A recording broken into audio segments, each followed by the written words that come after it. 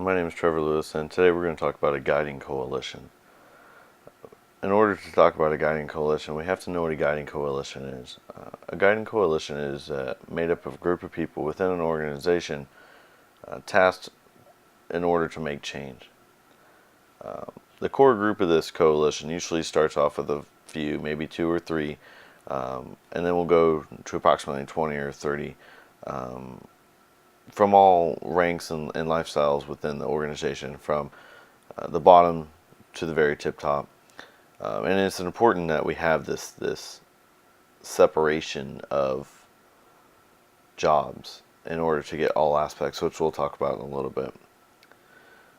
The whole purpose of this coalition is to become a team, to bond with other members that you would not generally have bonded with, in order to make something happen for the organization and to get something done.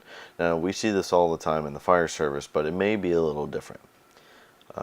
Just recently in my fire department, we've been enacting committees. Committees have been coming in and making decisions. Like, we just had an engine spec committee, so we would spec out an engine for purchase. We have ones on uniforms, we have ones on standard operating procedures, protocols, EMS committee, QA committees. Now, we have everything, but we don't have one centralized coalition to make change about everything. It's generally a single subject. And from my interpretation, the coalition is there to make change in the entire organization, not just one specific department.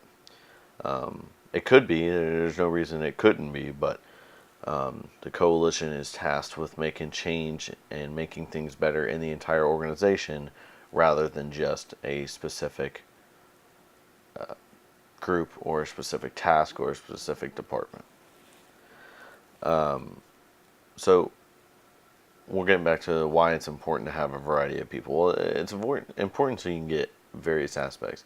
You get the low end, you get the top end. As we've mentioned before in this class and a lot of our discussions and papers, management tends to manage, leadership tends to lead, but even with the leadership, even though the leadership usually has the followers and the manager has the employees, there's still a gap in between the leadership and they say employees. So that's important to have employees on the actual team in order to let them voice their opinion, and also to try and help make change from their end. Now, as in the video, both in the book, this is very hard to do. Management doesn't, of course, want to give up rights to any type of change, and they don't really value anybody's opinion. And in some sense, nor should they.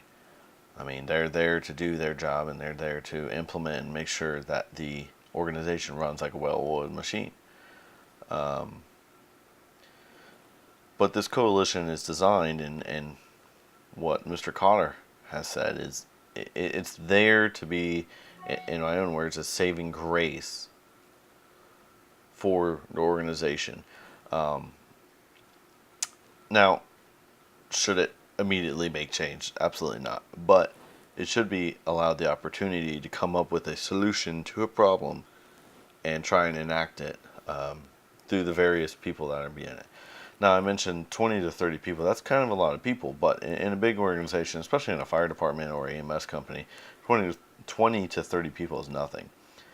You can get that done very, very easily, and it'll have both from the low end to the high end spectrum.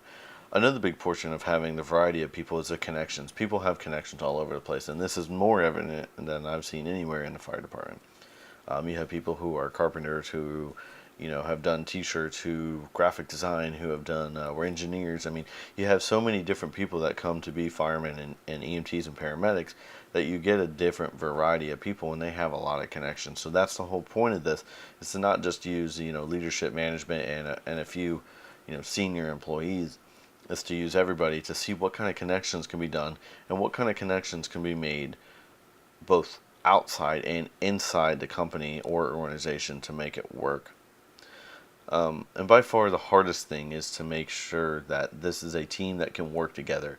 It's very important, as Mr. Cotter said, to pick the right employees. And and pick the right people to be in place in order to work together to achieve the common goal. They all definitely have to have the common goal to get this done. And if the right people aren't in place, that even if the right mindset is there, if they're not the right people and they can't gel together and it's not what the coalition needs, it will never work. It will never do what it's designed to do, especially as Mr. Carter had said.